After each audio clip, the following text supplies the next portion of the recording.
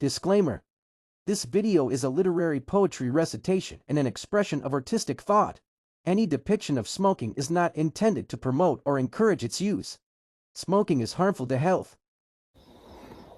সালাম কমরেড, আবৃত্তি করছি পেট্রাক পুরাণ কাব্যগ্রন্থের অন্তর্গত কবিতা ওয়াইন, 42 নং কবিতা। মৃতদেহের নিঃশব্দ মাদকীয় ঘ্রাণ, এ যাবৎ তুমি যত ওয়াইন পিয়েছ, তন্মধ্যে এটি ছিল সেরাদিত্য মরিচা পড়া নিঃশ্বাস।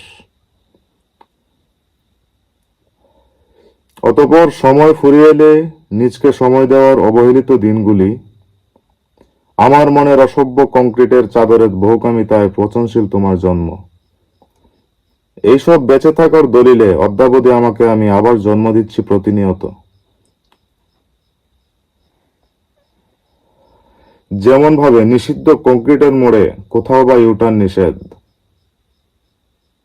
আমি সব হয়ে বেঁচেছিলাম দীর্ঘদিন তোমার ওয়াইন পানের দৃশ্য অতপ্রুতভাবে দেখার জন্য। খুনিদের আসরে পৃথিবীর সেরা কবিতাটি লিখেছিল সহজাত অবয়বে ঈশ্বর দেব যমদূত। আমাকে দেখতে চেয়েছিল সে, তবে দেবতা রূপে।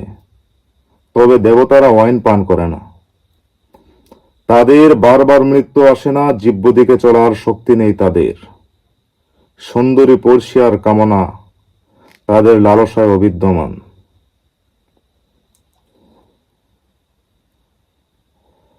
তবে তাই হোক, খুনিরা আমাকে হত্যা করুক, আমার লাশের মাদকীয় ঘ্রাণ হোক তোমার কবিতা লেখার ওয়াইন। উচ্চ চাপে ফেসে যাক তোমার খুলির ভেতরের নিউরন সেলগুলো। আর পেট্রাক পুরাণের 58 নং কবিতা আজকের লেখা। স্বার্থের বসুধার অভাবে, কবিতার নাম হলো পুষ্পিতার ঘোষ স্মারক। স্বার্থের বসুধায় অভাবের প্রভাবে নিভু নিভু জীবনীয়ন, কবু তাও নিভতে চলে বাস্তবতার হিমকরা বাতাসে। জীর্ণ আশায় অপেক্ষমান পুষ্পিতা একসময় ভুক্ত এক কায়ার অভাবে শূন্যতার কাঁপনে। আমি তাকে বলতাম, আরেকটু ধৈর্য ধরো পুষ্পিতা, মশলার যুদ্ধটা একটু বিরতি দিক, আমি আমার পরিবারকে প্রস্তুত করি তোমাকে স্বাগত জানাতে। তারপর আমার হীরক বেষ্টিত তুষের চেরাগ জ্বালাতে, বিধর্মী থেকে ধর্মে ফিরে যেতে কত চেষ্টা। কখনো ভাবিনি তর্কে বহুদূর আমি ভুগব মস্তিষ্কের পক্ষাঘাতে।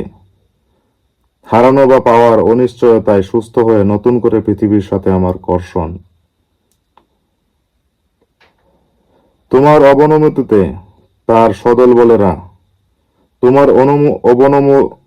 তোমার অবনমতিতে তব সদল বলেরা আমাকে খুঁজতে তোমায় পাঠিয়েছিল ভুল বসুধায়।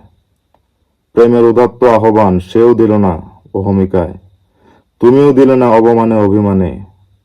জানো পুষ্পিতা, আজকাল এস্ট্রেতে প্রচুর বায়ু দূষণ হয়। যুদ্ধটার মাঝামাঝির বিরতিতে তোমায় পড়লে মনে। মস্তিষ্কের ডোপামিন সেলগুলো প্রচুর ভালোবাসা জমিয়ে তারপরে সেগুলোকে হতাশা আর অভিমানে রূপায়িত করে নিজে নিজেই ক্ষয়ে যায় এস্ট্রের বায়ু দূষণে আর কাব্যকথনে। দেখো পুষ্পিতা, স্মৃতির বাজারে কষাকষির দরে আমি যেন আর না আসি উঠে।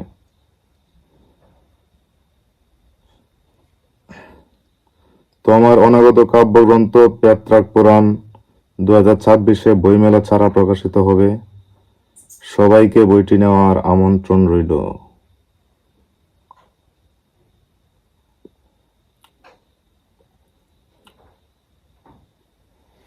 কেমন?